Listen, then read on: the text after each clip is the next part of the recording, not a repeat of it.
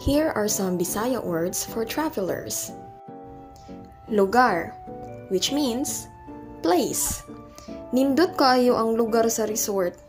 In English, the place at the resort is very beautiful. Sakay, which means ride or to board a vehicle. Sakay ta sa jeep paingon sa mall. In English, let's ride the jeep to the mall.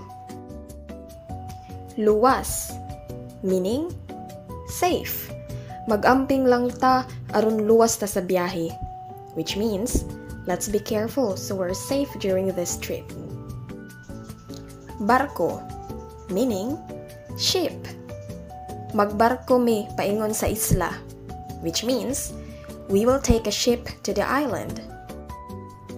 Pasahero, meaning passenger.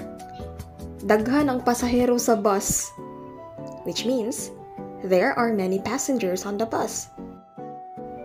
Lakaw, meaning walk. Maglakaw mi paingon sa terminal. In this case, lakaw is the root word, which means in English, we will walk to the terminal. Our last word, biyahe, meaning trip. Magbiyahe ko ugma paingon sa Cebu. Biyahe is the root word. In English, I will travel to Cebu tomorrow. And we're done! Yay! What is your favorite Bisaya word so far? Comment down below.